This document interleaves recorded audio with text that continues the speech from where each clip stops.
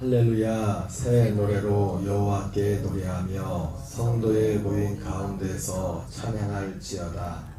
이스라엘은 자기를 지으심으로 말미암아 즐거워하며 시온의 주민은 그들의 왕으로 말미암아 즐거워할지어다. 춤추며 그의 이름을 찬양하며 소고와 수금으로 그를 찬양할지어다. 여호와께서는 자기 백성을 기뻐하시며 겸손한 자를 구원으로 아름답게 하심이로다. 성도들은 영광 중에 즐거워하며 그들의 침상에서 기쁨으로 노래할지어다. 그들의 입에는 하나님에 대한 찬양이 있고 그들의 손에는 두 날 가진 칼이 있도다. 이것으로 문 나라에 보수하며 민족들을 벌하며 그들의 왕들은 사슬로 그들의 귀인은 철고랑으로 결박하고 기록한 판결대로 그들에게 시행할지로다. 이런 영광은 그의 모든 성도에게 있도다. 할렐루야. 아멘. 할렐루야. 오늘은 시편 149편 1절부터 9절까지 본문의 말씀을 중심으로 이런 영광을 가진 성도, 이런 영광을 가진 성도라는 제목으로 하나님 말씀을 전하도록 하겠습니다. 오늘 시편 149편은 지난 시편에 이어서 하나님을 찬양하는 시고요. 특별히 바벨론 포로 이후에 그 성전을 재건하고 예루살렘을 재건한 그런 그 성도들이 하나님께 드렸던 찬양으로 추측되고 있습니다. 성전과 성벽을 재건하는데 여러 가지 우여곡절이 많이 있었지만은 결국 그들은 이제 하나님의 도우심으로 승리했죠. 그런 과정들을 생각하면서 하나님 앞에 드렸던 찬양입니다. 특별히 오늘 본문 말씀 말미에 보면은 성도는 이런 영광을 가지고 있다. 이런 영광을 가진 성도에 대해서 말씀하고 있죠. 7절 이하에 보면 특별히 그러면서 6절부터 보면은 이들의 영광의 어떤 뿌리에 대해서 영광의 내용과 그 영광의 근거가 무엇인지 말하죠. 그들의 입에는 하나님에 대한 찬양이 있고 그들의 손에는 두 날 가진 칼이 있도다. 이렇게 말씀하고 있습니다. 그러면서 하나님에 대한 찬양 그리고 그들의 손에는 두 날 가진 칼이 있도다. 이게 내가 왜 눈으로 보였을까 이게. 네 가지 성경에는 잠깐만.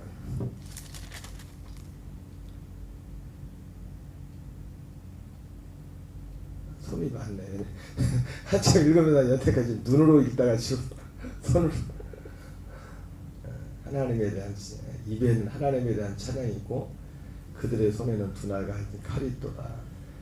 이것으로 문나라에 보수하며 민족들을 벌하며 그들의 왕들은 사슬로 그들의 귀인은 철고랑으로 결박하고 기록한 판결대로 그들에게 시행할지로다. 이런 영광은 그의 모든 성도에게 있도다. 할렐루야. 이렇게 말합니다. 바로 이런 영광은 바로 앞에서 말한 여기 7절 8절에 나와 있는 그런 내용들이죠. 이것을 그냥 단지 문자적으로 해석하기보다도 아마도 이 시인이 방금 말씀드렸던 것처럼 이들이 그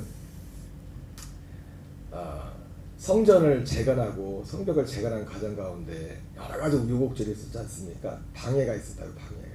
방해가 있어서 성전 건축도 굉장히 오랫동안 중단이 되기도 했었고 여러 가지 오해를 받기도 하고 성벽을 건축할 때도 어쨌든 아마도 이 시가 아까 말했던 것처럼 이 시 149편이 기록된 이런 어떤 그 배경 가운데는 그래서 그런 과정들을 염두에 두고 그래서 여기 6절 이하에 7절 8절에 나와 있는 여기 이 내용들은 바로 그 어려운 과정 가운데서도 적들과의 싸움에서 승리하면서 결국 하나님의 뜻을 이룬 그런 것들을 회상하면서 드린 찬양이라고 볼 수 있습니다.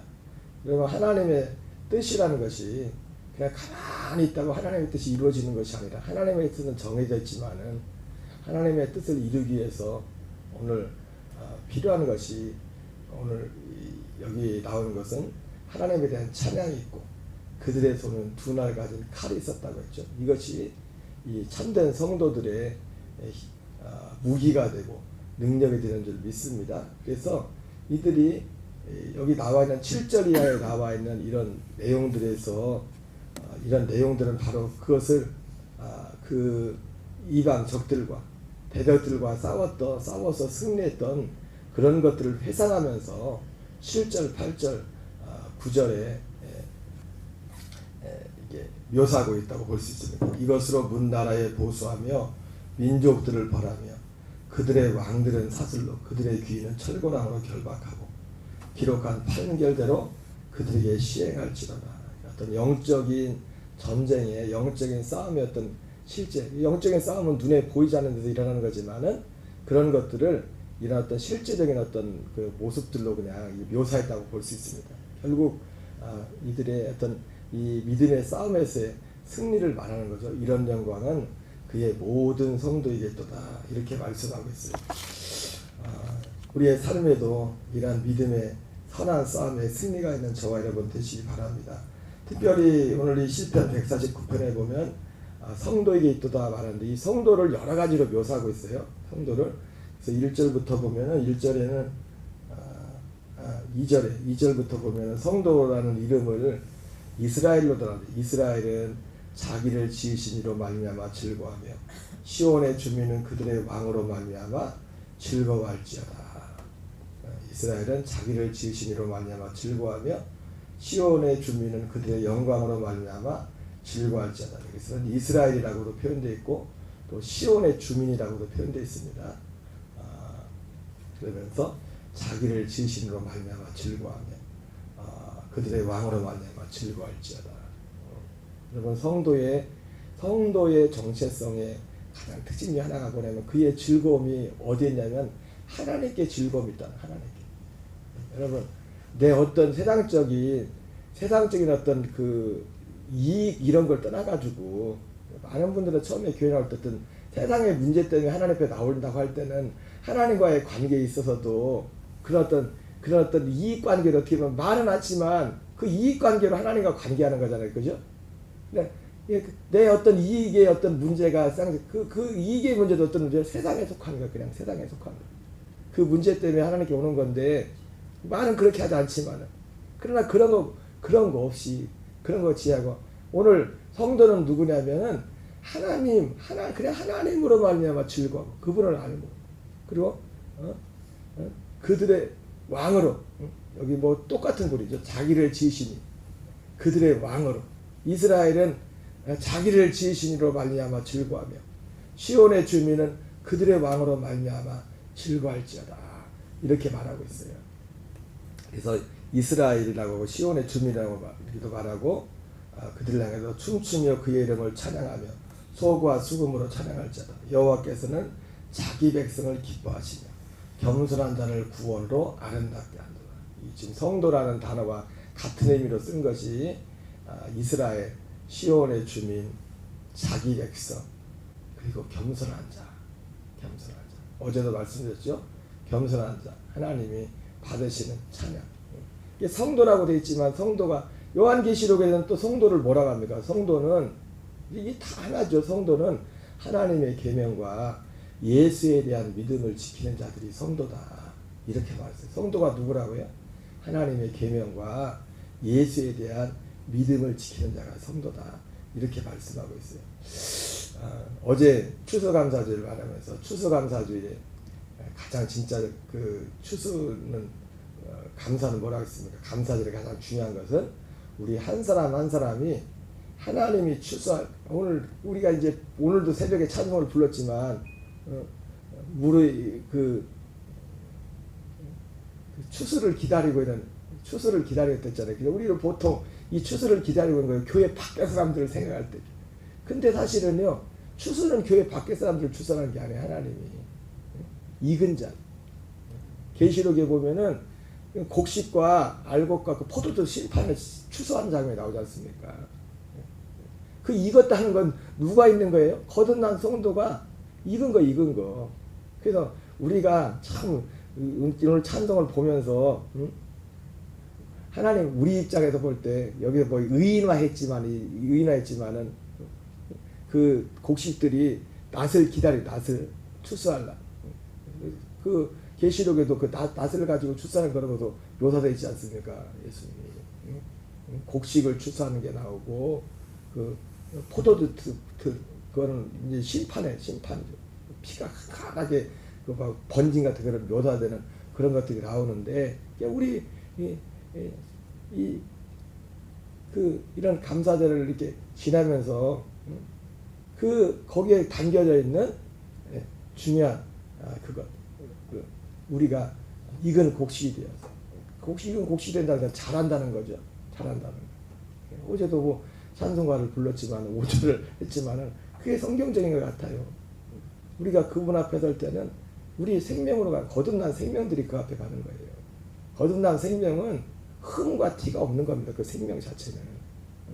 우리 옛사람에는 어떤 어둠의 요소도 있죠. 그래서 날마다 우리 옛사람은 주님의 죽음에 넘겨주라는 거죠. 그래서 누구에게 이런 영광이 있느냐? 이스라엘 시온의 주민 같은 의미가 나죠. 자기 백성 겸손한 자. 그래서 겸손한 자가 어제 시편에는 어떻게 나왔어요? 겸손한 자의 하나님의 찬송과 찬양을 선하고 아름답고 마땅하게 합당하게 받으신다고 했어요. 근데 그 겸손한 자는 또 어떤 사람입니까? 하나님을 경외하고 그의 인자하심을 바라는 인자하심. 여러분 그리고 그의 인자하심의 결국 그 정점은 뭐냐면은 그분의 우리를 향한 인자하심의 정점은 뭐냐면 그분의 생명입니다. 생명. 베드로전서 2장에 나오죠. 너희가 그의 인자하심을 맛보았으면 너희는 그리할지라 했어. 그 인자하심은 또 그 인자하심을 어제 시편에 뭐라 표현했어요? 하나님이 폐하지 못했던 정해놓은 법이래 법. 그래서 두 가지 법이 있댔죠. 물리적인 법. 하나님의 법에는 우리의 육체와 관련된 물리적인 법이 있다고. 그것도 폐하지 못합니다. 그것도 폐하지 못하지만 에레미야 31장에 나오는 하나님이 정해놓은 그 법이 새 언약이 그 폐하지 못할 법이에요. 법도. 그러니까 어떤 사람이 하나님을 경외하냐. 하나님이 경외하는 자 결국 하나님의 인자하심을 바라는 자의 끝은 뭐냐면 그 법도 가운데 사는 그 법도 가운데 새 언약 안에 사는 것. 그분의 생명으로 사는 것. 이것이 그분의 인자하심을 바라는 자. 그분의 인자하심.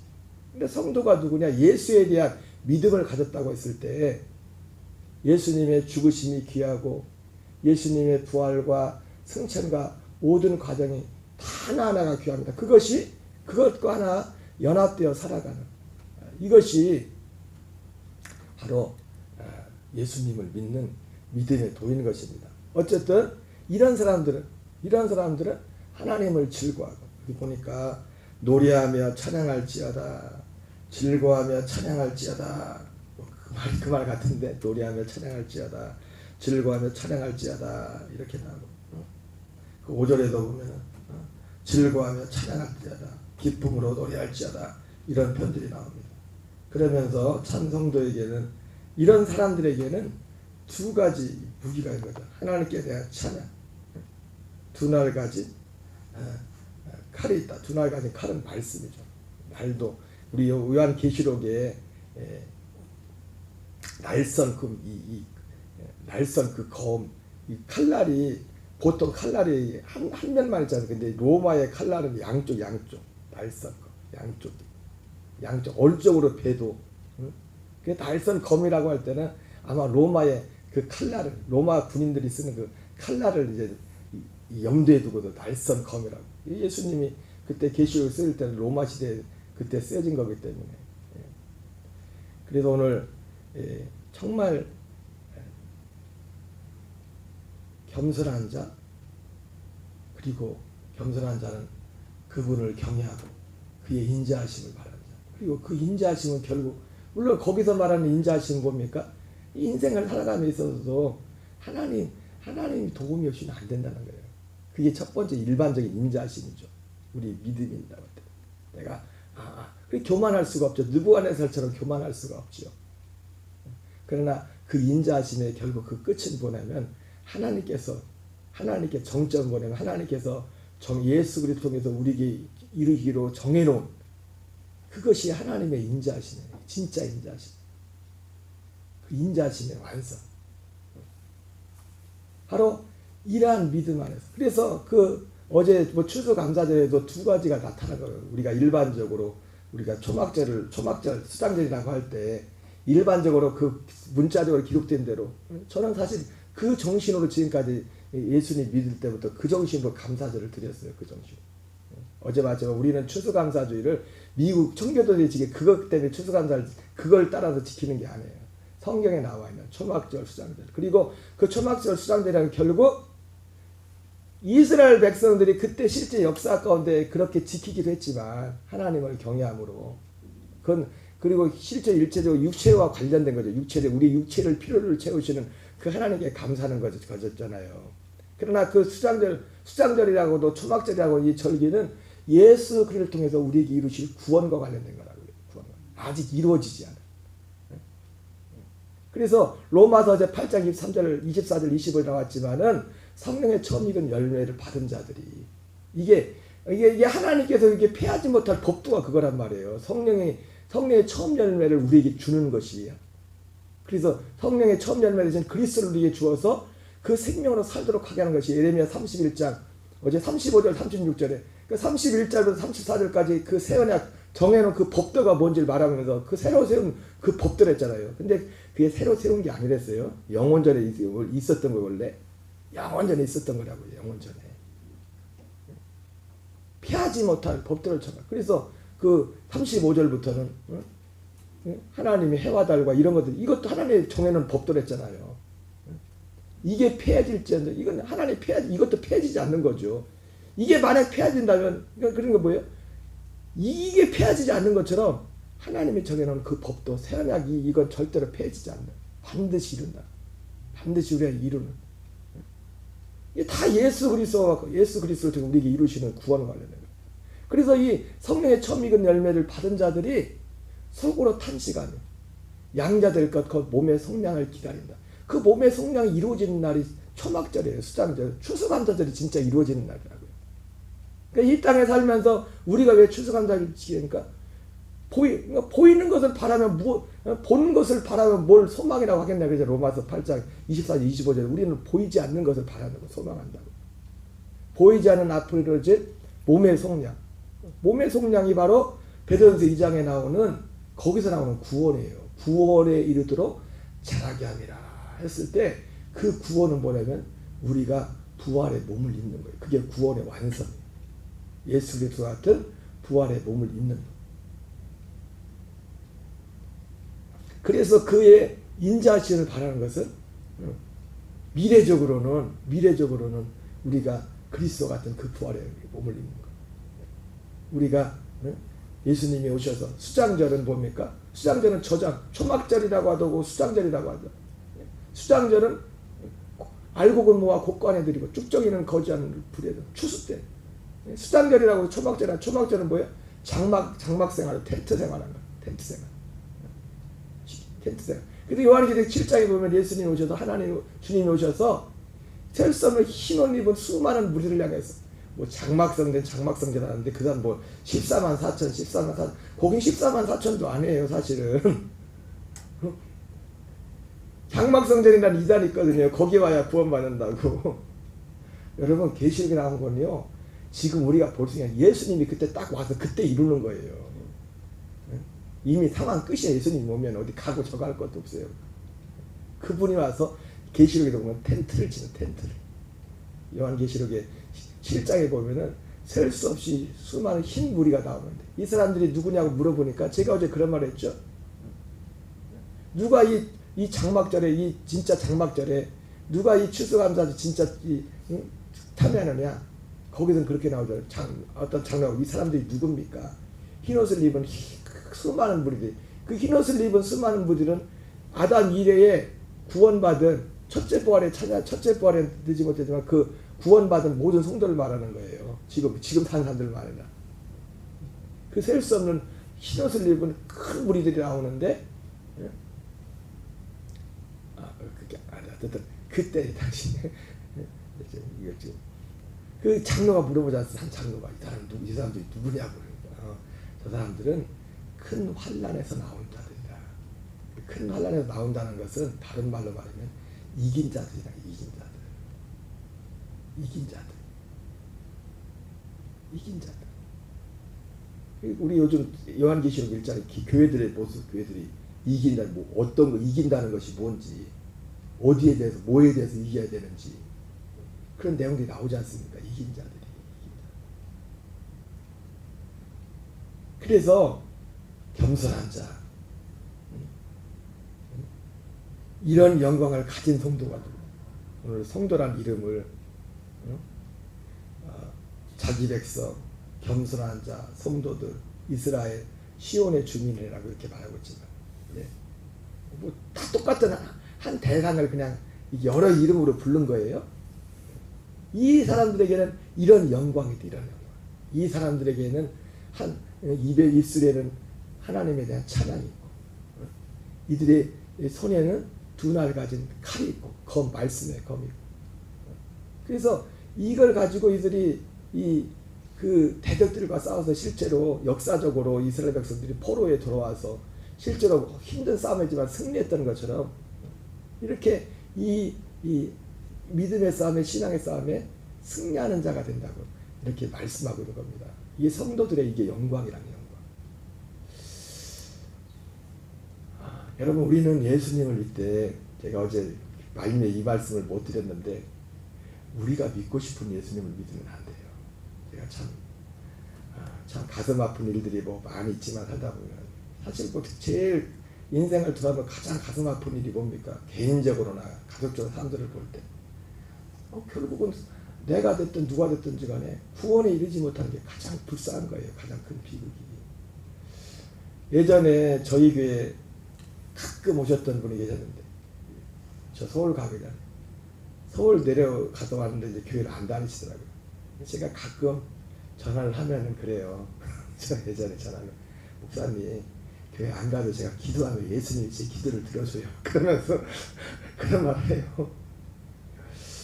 여러분, 아무리 기도 응답을 받고 뭘 해도요, 하나님은요 교회라는 걸 통해서 우리를 구원하셔요. 하나님이 교회와의 어떤 한 사람의 신앙의 관계에 있어서 교회를 떼놓고 말하는 건 그건 굉장히 이단적인 거예요. 그 예수님이 어떤 예수님인지 지금 모르겠어요. 근데 몇 년 전에 갑자기 뭔 통하다 보니까 자기가 이제 나의 예수님 안 믿기로 했대. 그 예수님 이렇게 기도응답을 이렇게 많이 해줬는데, 그래가지고 아주 그냥 카톡 프로필에 푸사에도 보니까 아주 그냥 큰 어디 사찰에 그 불상인지 모르는데 아주 불상을 아주 도배를 해놨다. 불상.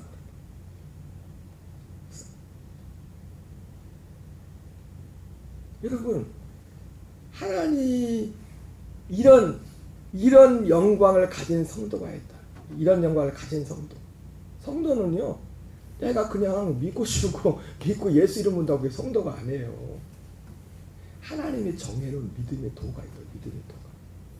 그 안에 살아가요. 그리고 그 이김의 내용도 있는 이김입니다.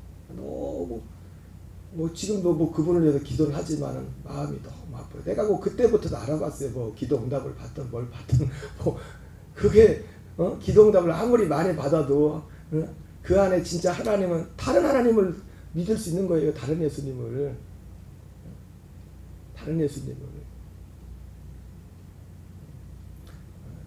오늘 저와 여러분 속에 성경이 말씀하시는 그분을 경외하고 그분의 인자하심을 받았더니 사람들처럼 하나님의 정해놓은 폐할 수 없는 그 법도가, 그 법을 아는 자들, 그 안의 삶으로 오늘 성도는 이런 영광이 있습니다. 그처럼 이 시편 149편에 하는 이 영광이 저와 여러분의 삶의 영광이 되시고, 저와 여러분의 진정한 기쁨이 그분으로 말미암아 즐거워 기뻐하는 저와 여러분, 또 여러분들의 가정, 또 우리의 모든 가까운 이웃들에게 이런 복이 임하기를 주의 이름으로 축원합니다. 우리 주기도문으로 마치겠습니다. 하늘에 계신 우리 아버지여, 이름이 거룩히 여김을 받으시오며 나라의 마옵시며 뜻이 하늘에서 이루어지는 것 같이 땅에서 이루어지이다. 오늘날 우리에게 일용할 양식을 주옵시고 우리가 우리